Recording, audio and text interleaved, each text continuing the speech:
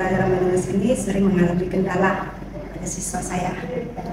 Sebelum berita ini ada laporan hasil observasi. Nah, kemampuan menulis anak itu masih tergolong rendah dan perlu ditingkatkan. Jadi saya menganggap kemampuan menulis siswa masih tergolong rendah. Nah, kemudian saya mencoba berpikir bagaimana hal itu bisa dicarikan solusinya, sehingga saya membaca-baca beberapa sumber. Nah, bertemulah bahwa sebenarnya anak itu mempunyai keunikan masing-masing. Anak itu memiliki kebutuhan belajar yang berbeda-beda. Nah, jadi untuk memenuhi kebutuhan belajar yang berbeda-beda setiap anak itu, saya mencoba menerapkan pembelajaran berdiferensiasi di kelas 8-4. Nah, tujuan penulisan tentu saja untuk laporan deskriptif ini untuk mendeskripsikan penerapan pembelajaran berdiferensiasi ini pada mata pelajaran bahasa Indonesia, khusus di materi berita untuk siswa kelas 4 dan 8 tahun pelajaran 2023-2024. Nah, manfaatnya saya coba mengelompokkan. Pertama, manfaat secara teoritis. Dengan adanya laporan deskripsi ini, saya berharap guru-guru juga mendapatkan gambaran bagaimana cara penerapan atau langkah-langkah melakukan pembelajaran berdiferensiasi ini. Kemudian manfaat secara praktis dilihat dari 3 poin. Yang pertama, untuk siswa itu sendiri, semoga pembelajaran berdiferensiasi ini mampu meningkatkan hasil belajar, motivasi belajar, kemudian adanya hubungan yang baik, hubungan timbal balik antara guru dengan murid, sehingga pembelajaran itu lebih berpihak pada murid. Nah, kemudian untuk guru, semoga pembelajaran ini juga meningkatkan kinerja guru sebagai pemimpin pembelajaran atau fasilitator di dalam pembelajaran. Kemudian juga guru mencoba menerapkan terus mencoba dan berusaha untuk memperbaiki pembelajaran. Nah, kemudian untuk sekolah tentu kalau hasil belajar siswa sudah meningkat, otomatis pencapaian visi dan misi sekolah segera terwujud. Nah, kemudian manfaat bagi sekolah tadi sudah saya jelaskan. Semoga juga sekolah juga memberikan dukungan untuk penerapan pembelajaran berdiferensiasi ini. Baik, adapun pemecahan masalah 3 langkah. Yang pertama itu perencanaan, kemudian pelaksanaan dan pemantauan. Nah, untuk perencanaan ini tentu seorang guru harus merencanakan di pembelajarannya, melihat gaya belajar siswa, menyusun kegiatan pembelajaran, kemudian menyusun perangkat pembelajaran, kemudian melaksanakan, kemudian baru penerapannya di kelas. Nah, kegiatan itu tentu juga dipantau dan dilakukan refleksi. Nah, ada kajian teori sedikit saja, Bapak. Pertama, konsep pembelajaran berdiferensiasi itu sendiri, bagaimana seorang guru itu mampu mengakomodasi semua kebutuhan siswa, sehingga pembelajaran itu memang berpusat kepada siswa itu sendiri. Nah, jadi guru diharapkan memang menyesuaikan proses pembelajaran di kelas itu sesuai dengan kebutuhan belajar setiap individu muridnya. Nah, kemudian tujuannya sendiri, ya tentu saja pembelajaran berdiferensiasi ini membantu semua siswa dalam belajar, termasuk mungkin siswa yang menurut kita agak lama menerima pembelajaran itu sendiri. Nah, untuk meningkatkan motivasi belajar, kemudian untuk membantu siswa belajar secara mandiri, kemudian untuk menjalin hubungan yang harmonis antara guru dengan siswa. Nah, komponen pembelajaran berdiferensiasi ada 4: konten atau isi, kemudian proses, produk, dan lingkungan belajar. Nah, konten ini berkaitan dengan materi-materi yang akan disajikan oleh guru sebagai sumber belajar siswa. Nah, di sini guru bisa memberikan berbagai materi melalui video, melalui artikel, bisa melalui poster atau rekaman suara juga boleh. Yang penting bervariasi lah untuk konten atau isinya. Nah, untuk proses di sini maksudnya guru melakukan pembelajaran dimulai dari pra KBM. Misalnya agar tidak menyita waktu yang banyak, guru bisa mungkin mengirimkan materi yang bervariasi itu melalui grup WA atau grup sama orang tua, agar sebelumnya siswa sudah mempelajari secara mandiri materi yang berkaitan atau yang akan kita pelajari. Waktu tinggal 1 menit 30. Itu hasil akan disampaikan, jadi guru boleh meminta tagihan yang sama tapi variasinya berbeda, boleh dalam bentuk poster, mungkin dalam bentuk artikel, dalam bentuk video, atau rekaman suara, dibebaskan. Nah, kemudian pelaksanaannya, sasarannya mungkin sudah jelas ya Bapak. Siswa materinya yaitu tentang berita, metode, diferensiasi. Dilanjutkan aja langkah-langkah. Pertama, guru melakukan pemetaan gaya belajar. Saya mengirimkan link kepada siswa dan siswa itu mengisi link, jadi kita bisa melihat kecenderungan gaya belajarnya seperti apa, kinestetika, audio, atau visual.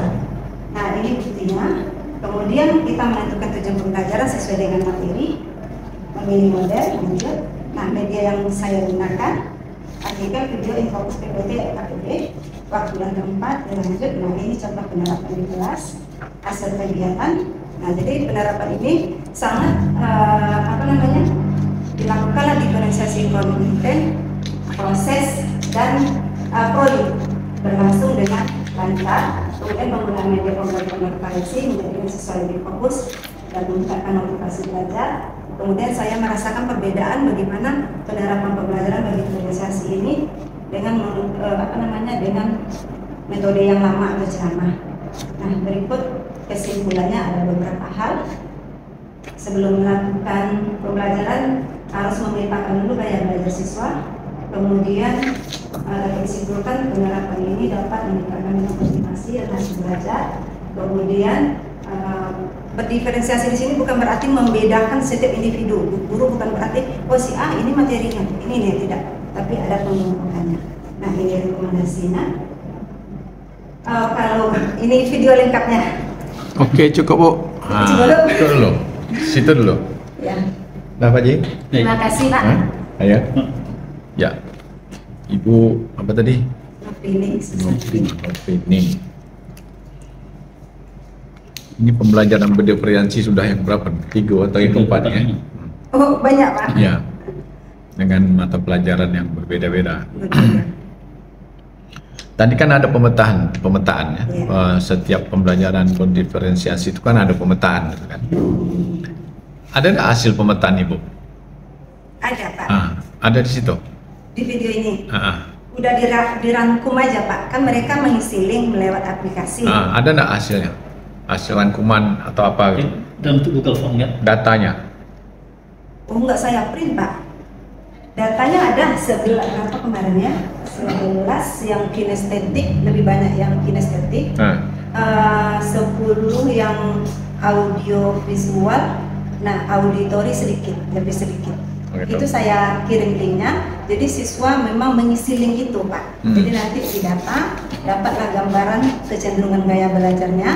Nah, kemudian saya menyediakan materi.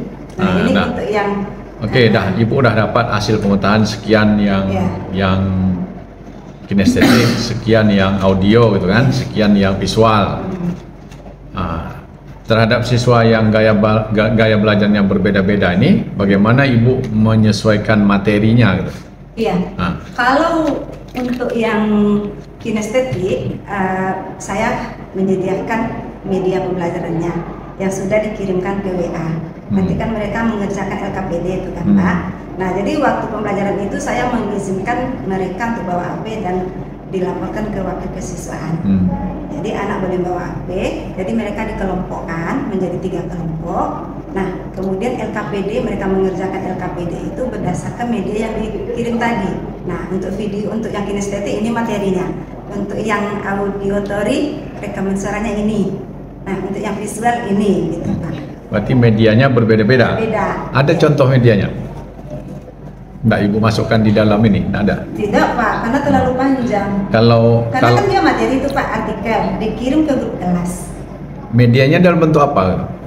Yang ada yang artikel biasa, berita. Berita, artikel, berita. Ini berita ya Pak. Ya. Jadi anak-anak itu kan diharapkan bisa membuat berita berdasarkan unsur-unsur berita 5W tambah 1H. Berarti jadi teks ya? Ada teks itu, kemudian yang video. Oh, ada juga video. Video dan rekaman suara. Yang untuk auditori. Rekaman suara. Oh ya. Oke, silakan Pak Haji. Baik, melanjutkan pendapat Musa. Dari 4 yang sudah Ibu pilah tadi kan, ada kinestetik, audio, teori dan sebagainya. Untuk kemampuan dalam membuat berita ini, di antara keempat kemampuan siswa ini mana yang paling menonjol dalam membuat berita? Kinestetik, Pak. Kinestetik. Iya. Karena mungkin mereka langsung melihat dan ini ya. Baik, kinestetik dari berapa orang? 13? 11 orang. Apa solusi yang Ibu lakukan untuk supaya mungkin yang di luar kinestetik ini bisa paling tidak menyimbangi lah, supaya kemampuannya merata? Yang non kinestetik berarti ya kan Pak. Nah, maksudnya kan udah dibagi mereka menjadi 3 kelompok tadi. Nah, kemudian mereka udah mengerjakan LKPD di kelas. Jadi kan mereka berdasarkan materi yang sudah dikirim tadi, yang kinestetik membaca atau melihat medianya, kemudian mengerjakan LKPD. Nah, kemudian untuk penugasan kan mereka membuat sendiri-sendiri nih beritanya Pak. Nah, kemudian mereka mengirimkan ke saya beritanya. Mereka tagihannya itu berbeda-beda. Ada yang membuat dalam bentuk Canva, ada yang membuat dalam bentuk berita yang bersuara, yang seperti presenter gitu. Ada juga yang membuat berita dalam bentuk artikel biasa di buku catatan atau di buku latihannya. Ada tidak trik mungkin untuk menggabungkan ketiga nih Bu? Mungkin yang audio punya kemampuan kinestetik, atau mungkin bisa lah kalau tidak memiliki salah satu dari keempat. Ada mungkin trik-trik dilakukan atau memang itu sudah memang bawaan sejak lahir dan tak bisa dirubah? Tidak, mungkin saya tidak juga percaya seperti itu Pak. Karena yang namanya anak-anak, mereka mengisi link itu tentu kan kadang belum paham belum paham. Nah, jadi waktu pembelajaran kan kita jelaskan dulu yang kinestetik ini yang belajarnya, yang auditori gini, yang ini. Ada juga sih yang mengaku, oh gitu ya Bu, begitu kan. Nah, jadi waktu pembelajaran kan kita sudah presentasi nih masing-masing kelompok, ya, masing-masing kelompok. Jadi kan saya memberikan lagi gambaran kepada murid bahwa pembelajaran itu sebenarnya walaupun kinestetik, walaupun yang penting kita tahu konsep-konsep dasar dari berita itu sendiri, gitu Pak. Yang ada 5W tambah 1H-nya, gitu Pak. Baik. Itu saja mungkin cukup Bu Nofrini ya. Iya Pak. Silakan tutup presentasinya. Baik Bapak, terima kasih atas kesempatan yang diberikan. Kemudian juga terima kasih atas masukan. Mohon maaf segala kekurangan. Assalamualaikum warahmatullahi wabarakatuh. Waalaikumsalam warahmatullahi wabarakatuh. Berarti yang 12 lagi? 13. Ini pakai laptop ini aja Pak. Tinggalkan aja dulu. Ibu mau tetap sini dulu sebentar? Ya boleh, kita karena sebentar lagi ya. Boleh. Mau 12 ya Pak. Berarti siapa lagi? Ibu 11? 11. Ya 12 ya. Nomor 12 ada.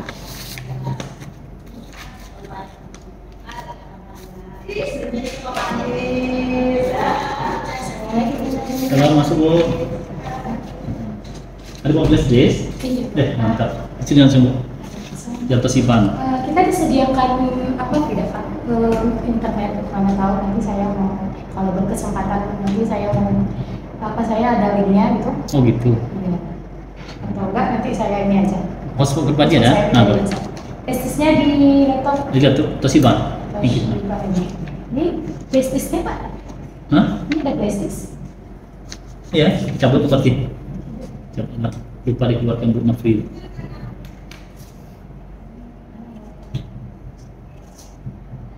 SD 10 Mandau? Iya Pak, saya. Ratna kan? Ratmawita Pak. Hah? Ratmawita. Ratma.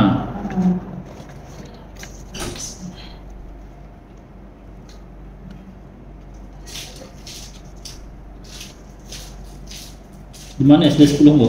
Di belakang kantor di sini. Di belakang Ramayana Pak.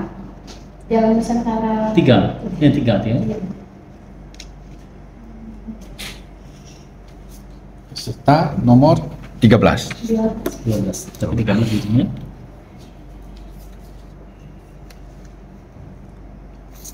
Untuk masuk ke sini. lagi apa deh minta scan antivirus. Ratmawita. Terus aja ya.